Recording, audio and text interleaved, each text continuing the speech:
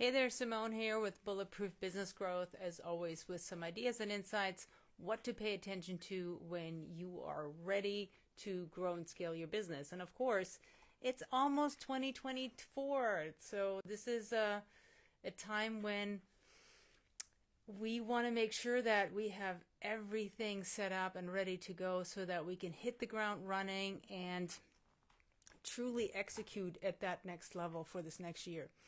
So, of course, breaking the mold, getting to a next level of results, it means also changing habits and patterns.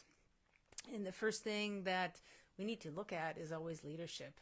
So, for this year to go differently, for this year to truly do what you want it to do, it's absolutely necessary that you start showing up at a different level and that you challenge your team to start showing up at a different level. So when we rethink leadership, of course it means the basic understanding is stop working so much in your business and start working much more on your business. So if you're in a place right now where you're 70-80% working in your business and you barely get the basic in working on your business, we want to flip that equation. So what do you need to do that? And of course, when I talk to so many people every week, and everybody has the big concern that they don't have the right people on the team, that the people that they have right now can't execute at the level that they need them to. So it's easy to blame the people, but you have to ask yourself, is that really true? Is that really where the gap is? Because organizational success depends on we're going to assume that you have a great product or service that you're selling, you have enough lead flow. So it's always about how well can we execute, and that depends on three different aspects. Yes, the people, but then also, do you have the systems in place that help your people win? And do you have the leadership in place to support them and grow them? Because as always, we absolutely need the right people in place. We cannot do anything without that. Without that, it's always just up to you. But it's nothing that is ever done. This is a practice. This is a habit. So you have to keep working on getting the right people on your bus who can help you do this. So we can't get the right people on the bus without practicing the 3 C's. So compassion is one of them, and then it's clarity and certainty. So clarity and certainty, we know what that means. Clarity means we have to make sure that there's a 3-year strategic plan that's mapped out, that everybody understands, believes in, lives by. Certainty comes in when we have a really good operational plan that goes with that helps everybody understand what the actions and what the accountability and ownership around that is. And the compassion part is a funny one because people get confused about what that means.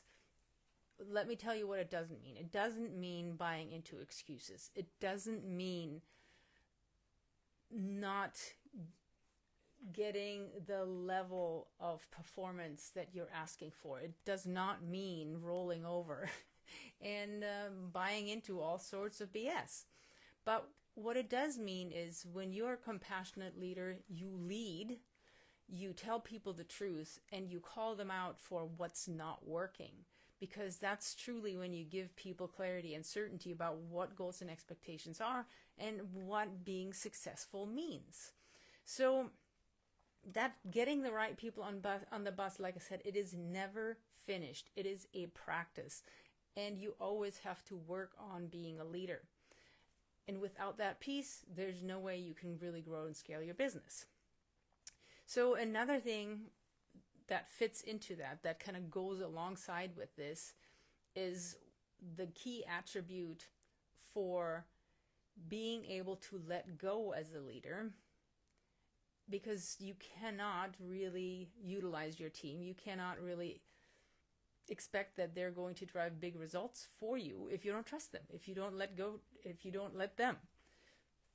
So you cannot grow or scale without a very, very high level of trust in your team. And trust and confidence go together, because when you have trust in them, that means you have the confidence to let go of things and let them truly execute, hopefully at a level even higher than you could. So teamwork is all about trusting others. It's trust from you to them, and it's trust between them to make sure that they can actually challenge each other and work with each other and collaborate with each other. Because watching over people is micromanaging at its worst. And nobody likes to micromanage, and nobody likes being micromanaged. So as a leader, you need to know that they can get the job done, because otherwise you're going to do that micromanaging thing. So you have to ask yourself, what is it that you really truly need from them so that you can do that? So if you still have the wrong people on the team, well, you need to work on that. And a lot of times, I don't even need to give you all the qualifiers. I don't even need to talk what that looks like. You know it in your gut. You know that there's something not going, that there are people on your team that are truly not cutting it. You may have just felt like you don't have the time, the bandwidth, the budget, the confidence, or the opportunity, the bandwidth to do something about it. But let me say this again.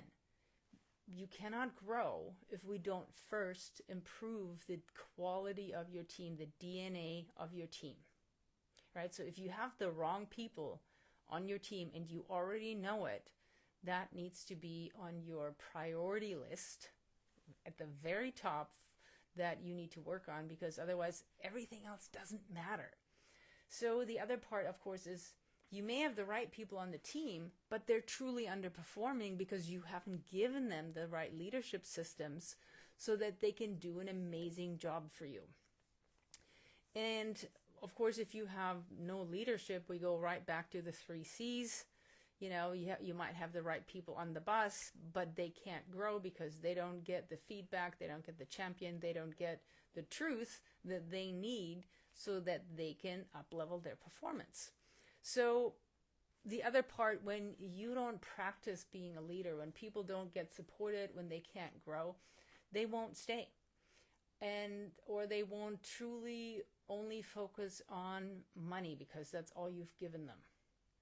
So you have to make sure that if you want to support your team, if you want to grow them, if you want to keep them, you have to show up as a leader to them.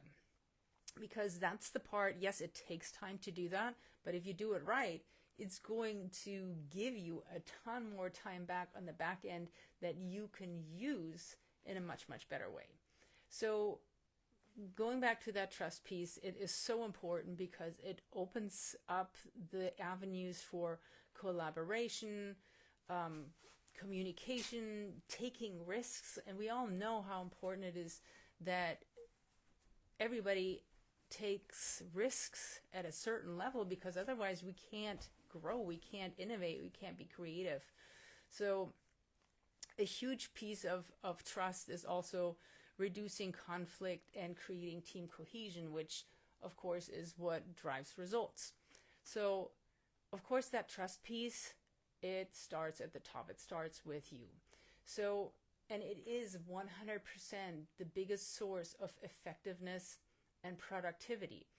Because when you think about it, especially when you have more complex projects, it needs interdependence and coordination amongst the team, and that can't happen if they don't trust each other. They need to trust each other to share information, to share resources, to show up for each other, which of course all that is necessary when you want to drive better outcomes, and that's exactly what we're going here for. So number one is trust.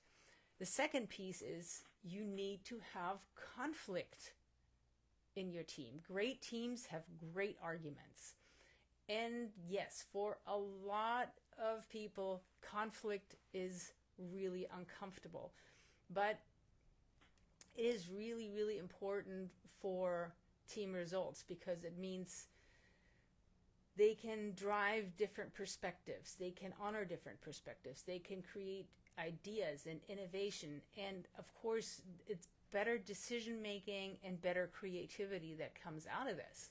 So part of your job in that is, as a leader, you need to manage conflict effectively to prevent any sort of negative outcomes. And the negative outcomes could be, decreased morale. It could be decreased show up, motivation. I mean, all sorts of stuff. When people get negative with each other and it's not constructive, we definitely don't want to do that. And that's something that you need to stay on top of when you challenge them to have conflict with each other and to challenge each other. That also means we have to teach them how to do that in a task-focused, respectful way. So I want to make this distinction because conflict is only good when it's task-focused and not relationship-focused. So task-focused means it's work-related, it's project-related, whereas it doesn't get personal. It's not related to, hey, you as a person, I'm going to just tell you what I think about you, right? So we want to make sure that we manage this correctly so it doesn't affect relationships. And part of that is teaching people conflict managing tools. So part of that is understanding what active listening means, making compromises, and collaborating with each other to get to the very best outcome that's in everybody's shared interest. And a huge part of that is setting a shared outcome. We all agree on that. We're going to do what we can to get to this high level outcome. So when we agree on that, we can set our differences aside and we can truly focus on how do we get there in the best way possible. And part of that is setting your culture right. So we need a culture that cherishes and celebrates constructive conflict. So that means being able to have respectful disagreements, that we have really clear expectations for behavior set. So like I said, it never goes personal, it never goes relational. And then we have to train people for conflict resolution. And for a lot of people, that means having better communication skills so that things can be talked about, things can be resolved in a respectful and constructive way. So that's number 2. And number 3 is you want to run your business by ideas and not hierarchy. And this is something I learned watching Steve Jobs or understanding how Steve Jobs was a leader, because he was very, very strong at that. So while I'm a strong proponent of having a very, very clear chain of command, we still absolutely want this, but we never want to get into a place where there's some sort of democracy for decision making, because that just creates a big mess, a lot of misunderstanding, and a lot of times it means that it takes forever to make the right decisions, and then there's a lot of conflict around how decisions get made. So we want to make sure that we get to a flat structure where everybody's decisions, ideas, and input matters. So I think Jobs said, the best ideas have to win or good people don't stay. And so that means when hierarchy is done right, that means everybody's voice matters.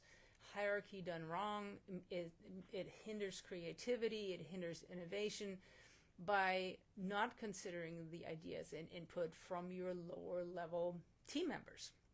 So the risk in this really is that you lose talent, that you lose ideas and input. And then the big thing that happens is people feel undervalued.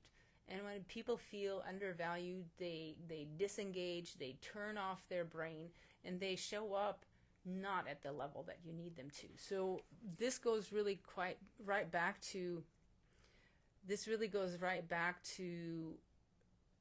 the most important human needs, which are significance and contribution. So people want to know that they matter and what they do matters. So very important that they get to play on that in your organization. So when you think about what's the pros and cons of a flat organization, well, the pros definitely, it facilitates communication and collaboration. That means more autonomy to your team members. They can make decisions independently. That means you get your bandwidth back because you trust them now. You know they have the skills and the culture and the bandwidth to do this. So you get your time back. And that means for them, there's a lot greater motivation and job satisfaction, because now they actually get to make an impact and they get to feel like what they do truly matters. So, and what I mentioned earlier, the con, if it's not done right, it means decisions don't get made, it takes way too long, there's no accountability, there's no ownership, and there's many times misunderstandings around who makes the last decision. All this has to be set up with a very, very clear structure. And the way you manage all this is by setting up a culture where ideas matter over hierarchy, where that is how we make decisions. So first of all, what goes with that is a shared vision. We want to make sure that you share your vision story and the why behind it, because that's what matters, right? So that's number one. Number two is having a collaborative planning process that truly takes all voices into account. My dog is giving you a voice back there. So that this is not top down, this is not delegation, this is not the old school concepts. This is truly around how do we all value each other's input and how do we get the best ideas and the best outcomes on the table that we can all be behind. Then we need open communication that makes sure that people get the feedback that they need and also the recognition that they need. And then fourth point is crowdsourcing problem solving. And this is like, once you implement this correctly in your company, that means you're not the one who's fighting all the fires. You're not the one who's fixing all the mistakes, because now you truly have a team that can do this with you. They know what to vote on. They know what to decide on and why, because they understand this whole piece in a very holistic way. And then another piece that really contributes to a very well-functioning collaborative team is rotating leadership. Because once your team members understand what it's like to be a leader, they'll show up differently when they're being led. So that means you can rotate running meetings, making sure that everybody understands what it takes to run a good meeting. It can mean distributing ownership over projects for a certain time, or distributing leadership of departments for a certain time. Because this distributed ownership really teaches everybody what it means to drive the best results possible. And all that means it increases respect for leadership. So I hope this helps. Really take some time before the end of the year to rethink your leadership, rethink the way you're showing up, rethink how you want to drive results this next year so that you can truly get to that next level. Now we have a brand new training out there that addresses all this in detail. Go to bulletproofbusinessgrowth.com/jump. bulletproofbusinessgrowth.com/jump and check out our new training. I wish you all the best for the rest of this week and a wonderful time coming into 2024, and I will see you next year.